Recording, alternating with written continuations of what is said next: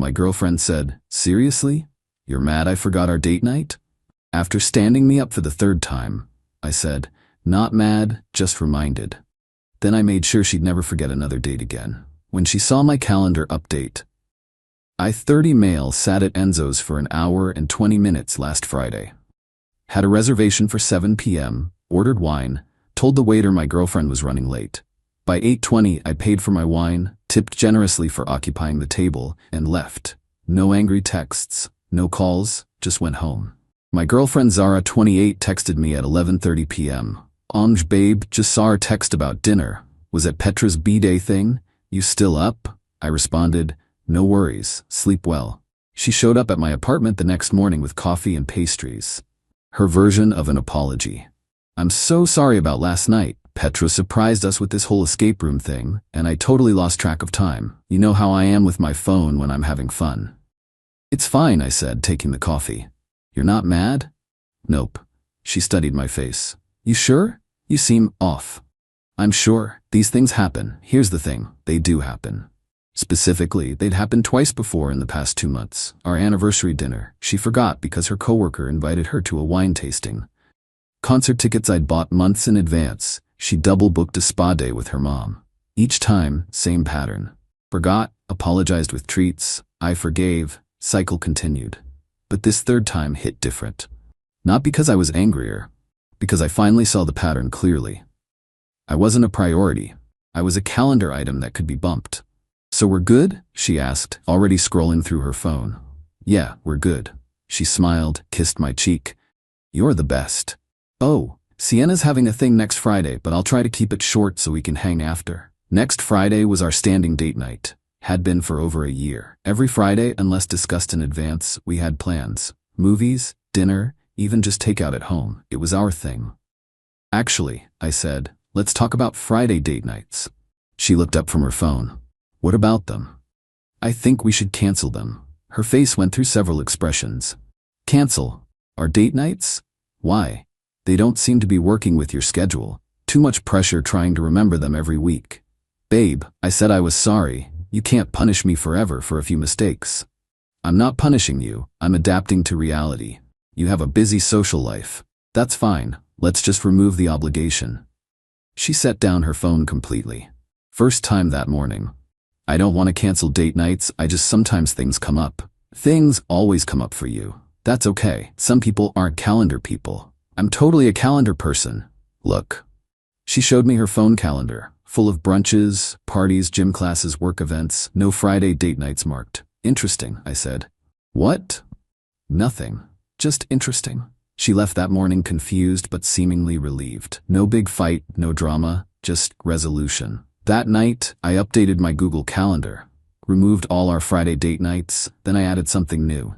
Every Friday, 7:10 p.m., personal development time, unavailable. Then I did something else. I joined a cooking class that met Fridays at 7. Signed up for a 12-week course, paid in advance. Update 1, the next Friday came. My phone started buzzing around 6 p.m. "Zara. Hey babe, Sienna's thing was super boring. Wanna grab dinner?" "Me can't tonight. Have plans." "Plans? With who?" "Cooking class. Starts at 7. "Cooking class? Since when?" "Me since last week. It's every Friday." "But Friday is our night." "Me, we canceled that, remember? Too much pressure with your schedule." "I didn't think you were serious. I thought you were just upset about Enzo's." "I was serious. Have fun with Sienna." She called. I didn't answer. In class, learning to make pasta from scratch. She texted throughout the evening. "This is so petty. I can't believe her ignoring me. Fine, whatever. Have fun with her cooking. Actually, that's kind of hot that her learning to cook. Will you make me dinner tomorrow?" "Hello." I responded once class ended. "Class was great. Tired now? Talk tomorrow?" She showed up at my apartment that night. I was already expecting it. "You can't just replace me with a cooking class." "I'm not replacing you. I'm using my Friday nights for something reliable." "I'm reliable." I pulled out my phone, showed her my text history. 3 months of running late. Sorry, forgot. Rain check? OMG, totally spaced. That's not fair. You're keeping score. No. I'm keeping receipts. There's a difference. She tried a different approach. Soft voice, puppy eyes. "I'll do better. I promise. Cancel the class. We'll have amazing date nights." Class is non-refundable. Besides, I'm enjoying it. You're being ridiculous. Normal boyfriends would just be happy I want to spend time with them at all. There it was. The entitlement. You're right, a normal boyfriend probably would. Good thing you don't have one of those. She left in a huff, but I knew she'd be back. See, Zara had a pattern there too. She'd storm off, expect me to chase her, then graciously allow me back when I'd learned my lesson. Except I was done chasing, and the only lessons being learned were in my cooking class. Update 2, Week 2 of cooking class. Made a perfect risotto. Posted a pic on Instagram, just the dish, no caption. Zara liked it within seconds. Commented, "Save me some?" I didn't respond. That Friday, she tried a new strategy. Showed up at the cooking school. "Surprise, thought I'd join you." The instructor looked confused. "I'm sorry, we're full. This is a closed class." "But I'm his girlfriend." She pointed at me like that was a VIP pass. "Registration closed 2 weeks ago. Maybe next session?" She glared at me. I shrugged and returned to my cutting board. She waited in the parking lot. 3 hours. When class ended, she was leaning against my car. 3 hours, Diego. I waited 3 hours. Nobody asked you to. I'm trying here. I cleared my whole night for you. You cleared your night for you. I had plans. God, when did you become so consistent, reliable, present for my commitments? She changed tactics again. Fine, keep your stupid class. But Saturdays are ours now. I have gym Saturday mornings, free afternoon though. Perfect. Saturday date nights. I agreed. Why not? Let's see if she could manage Saturdays. Spoiler, she couldn't. The first Saturday, she was hungover from accidentally partying too hard Friday. The second, her sister needed an emergency shopping buddy. The third, she just forgot. Each time I made other plans. Meetups with friends I'd neglected. Movies she'd never watch with me. Museums she found boring. Her texts got increasingly frantic. Why aren't you fighting for us? Do you even want this relationship? I feel like you're slipping away. I responded honestly, I'm exactly where I've always been. You just never showed up. Then came the nuclear option. She made a public Facebook post. When you're trying so hard to save your relationship, but he's more interested in cooking classes than you. Had heartbroken but trying. Why are guys like this? The comments were predictable. Her friends rallying, calling me names, a few mutual friends staying notably silent. I didn't engage, but I did something else. I screenshotted her social calendar, the one she'd proudly shared that morning. Then I posted my own update. Interesting perspective. Here's her calendar this month. Notice anything missing? Hint, it's the boyfriend she's trying so hard to save things with. 23 social events, 0 designated couple time. The post went viral in our friend group. Comments flooded in. Wait, she hasn't scheduled a single date with you? Bro, I wondered why we never see you two together anymore. This is embarrassing for her. She called me screaming. Take it down now. Why? It's your calendar, your priorities. I just shared them. You're humiliating me. No, I'm providing context. There's a difference. She deleted her post. I left mine up for an hour, then removed it. Point made. Update 3 Week 6 of cooking class. I'd progressed from basic pasta to complex sauces. My Instagram was full of food pics. Friends started asking for dinner invites. I started hosting small dinner parties, something I'd always wanted to do but Zara found boring. She wasn't invited to any of them. One Friday, I was prepping for class when she texted, "Can we talk? Please? I'll come to you. In class 7 to 10. Free after if urgent. I'll wait." And she did. Sitting on my doorstep when I got home, looking smaller than I'd ever seen her. "I missed you today," she said quietly. "Today specifically?" She nodded. "Fridays feel wrong now. Keep thinking you'll text about dinner plans." "Ah. I know I messed up. I didn't think you'd actually stop trying." "Trying what?" "To make us work. You always tried so hard. Made reservations, planned dates, reminded me about things." "Yes, I did. And I got used to it. To you always being there, waiting." I unlocked my door. "Want some tea?" She followed me in, looking around like she'd never seen my place. "You redecorated."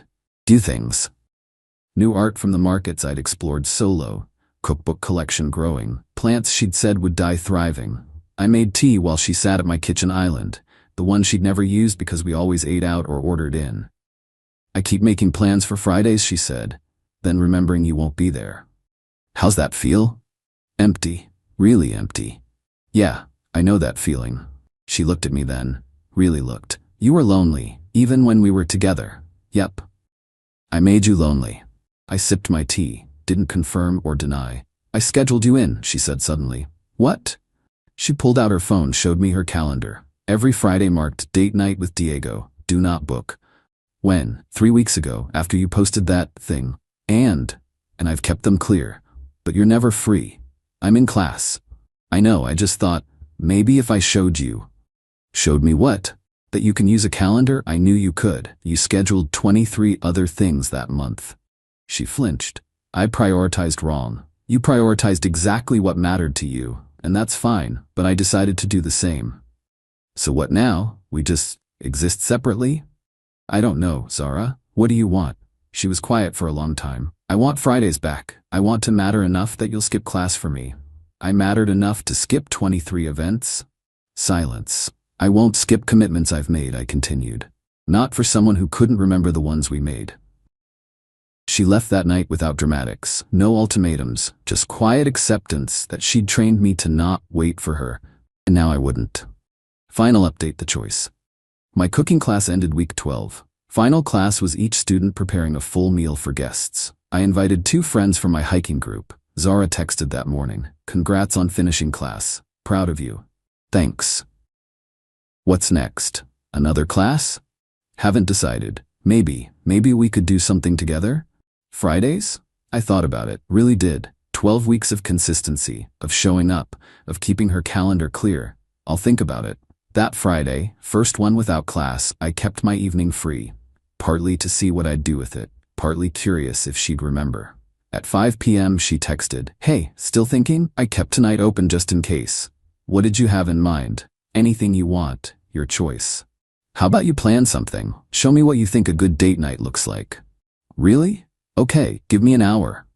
At 6:30, she sent an address. A restaurant I'd mentioned wanting to try months ago. She'd remembered. I arrived at 7. She was already there, early, with a book I'd recommended, reading at the table. "You're here," I said. 15 minutes early. Wanted to make sure we got our table. Dinner was nice. She put her phone away, actually listened when I talked about class, asked questions about what I'd learned. "So," she said over dessert. "What now? Now we see if this was a one-time performance or an actual change. Fair. What are your terms?" No terms. Just consistency. Show up when you say you will. Value our time like you value brunch with the girls. I can do that. We'll see. She did it for 3 weeks, then slipped. A friend's pre-birthday dinner she couldn't miss. But this time, she texted by Wednesday.